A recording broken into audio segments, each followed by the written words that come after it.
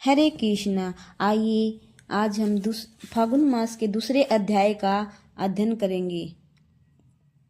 ब्रह्मा जी बोले, हे नारद, अब मैं तुम्हें वह वृत्तांत सुनाता हूँ जिस प्रकार इस मैथुनी सृष्टि की उत्पत्ति हुई। भगवान सदाशिव से शक्ति प्राप्त कर मैंने एक पुरुष तथा एक स्त्री को अपने आधे आधे शरीर से उत्पन्न किया। उस पुरुष का नाम स्वयंभू मनु तथा स्त्री का नाम शतरूपा हुआ। शतरूपा ने तपस्या द्वारा मनु को पति रूप में प्राप्त किया। फिर उन दोनों पुरुष तथा स्त्री मेरे पास आकर कहा, हे पिताजी, आप हमें कुछ आज्ञा दीजिए।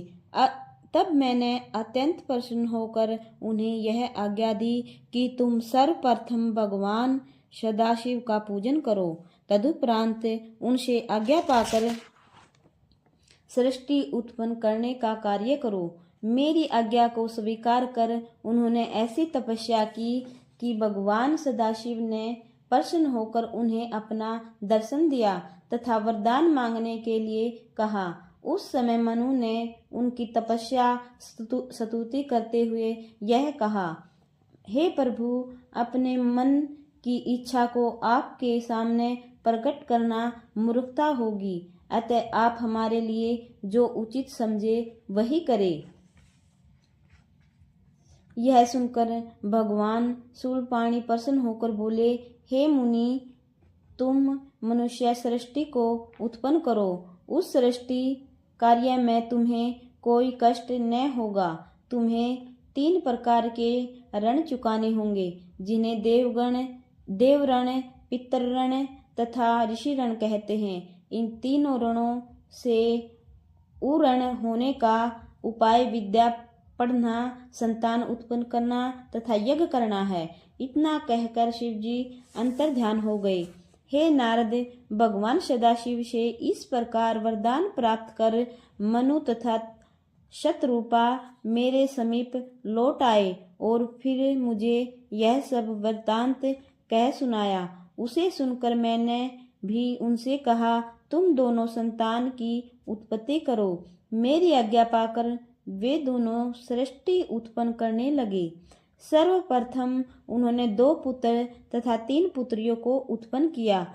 उनमें एक पुत्र प्रियव्रत के नाम से प्रसिद्ध हुआ।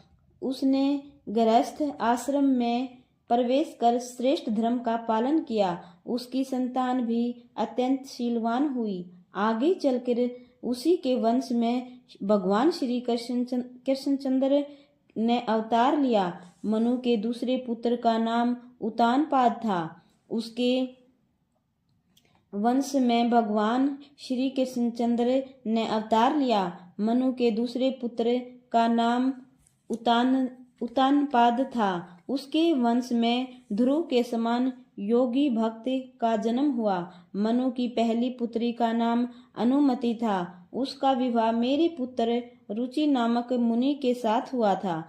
वह पुत्र मुझे अत्यंत प्रिय था। उसके द्वारा यज्ञ और दीक्षा नामक 2 संतानों की उत्पत्ति हुई। उसके गर्भ से भगवान कपिल देव ने जन्म लिया। कर्दम मुनि के कला, अनुसूया, श्रद्धा, निवर्चा, नर्मा, गति, शांति, अरुणधति, खयाति, वरहति तथा वरहति नामक 10 कन्याएं भी हुई। इनमें से 9 कन्याएं मरीच, अत्रि, अनगिरस, पुलस्त्य, पुलह, कर्तु, भृगु, वशिष्ठ तथा अथ वर्ण नामक 9 ऋषियों की ब्याही गई। मनु की तीसरी पुत्री का नाम प्रसूति था। उसका विवाह दक्ष के साथ हुआ। उन दोनों से 60 कन्याएं उत्पन्न हुई। इनमें से दक्ष ने 10 कन्याओं का विवाह धर्मराज के साथ कर दिया। 27 कन्याएं चंद्रमा को दी, 13 कन्याएं कश्यप को और 4 कन्याएं दाक्षर को एवं भूत, अगिरस तथा केशाशव को 2 कन्याएं ब्याह दी। उन सब से बहुत अधिक संतानों की उत्पत्ति हुई। उसी के कुल में हमने विष्णु जी ने तथा शिव जी ने जन्म लिया। इसी प्रकार अपनी 60 पुत्रियों का विवाह करने के उपरांत दक्ष ने मेरे पास आकर सब हाल कह सुनाया और यह पूछा कि अब आप मुझे क्या आज्ञा देते हैं। दक्ष की बात सुनकर मैंने उसकी प्रशंसा करते हुए कहा, हे पुत्र, अब तुम कोई ऐसा उपाय करो जिससे तुम्हारी एक पुत्री का विवाह शिवजी के साथ हो सके। ऐसा करने से तुम्हारा जन्म सफल हो जाएगा और हमारी सृष्टि पवित्र हो जाएगी। मेरी यह आज्ञा सुनकर दक्ष कठिन तपस्या करने के लिए चला गया। उस तपस्या के प्रभाव से आदि शक्ति जगदम्बा ने दक्ष के घर में अवतार ग्रहण किया। नारद जी ने हंसकर कहा, हे पिताजी, अब आप अपने विष्णु जी के एवं शिव जी के लोकों का वर्णन कीजिए। यह सुनकर ब्रह्मा जी भगवान सदाशिव का ध्यान धरकर बोले, हे पुत्र, मेरे लोक का नाम सत्यलोक है। इसके ऊपर विष्णु जी तथा शिव जी के लोक हैं, जिन्हें वेद तथा पुराण परम धाम कहकर पुकारते हैं। सत्यलोक के ऊपर बैकुंठ लोक है। यह 16 करोड़ योजन की परिधि में चौकोर बसा हुआ है। इसमें रत्नों से भरे हुए श्रवण मंदिर, बाग, उपवन तथा कुएं आदि सर्वत्र सुशोभित हैं। इसको स्वर्ग भी कहा जाता है। हे नारद, अब मैं तुमसे उस लोक का वर्णन करता हूँ जो स्वर्ग से ऊपर है और जिसे स्वामी कार्तिकेय लोक कहते हैं। वह लोक 64 योजन की परिधि में चौकोर बसा हुआ है। इस लोक के सभी घर रत्नों से भरे हुए हैं। उस लोक के स्वामी कार्तिकेय हैं, जिन्होंने तारकासुर का वध कर देवताओं को आनंद प्रदान किया था।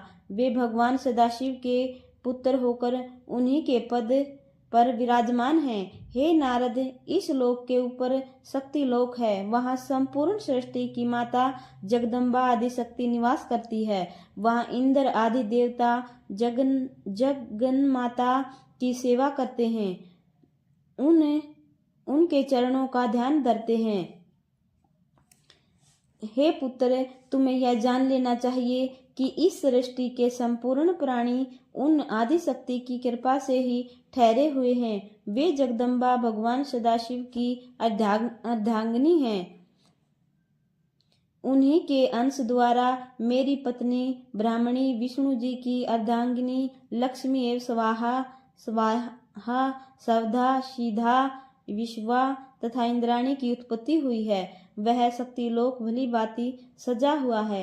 हे नारद, शक्ति लोक के ऊपर शिवलोक है। वहाँ किसी को चिंता और मोह नहीं व्यापता।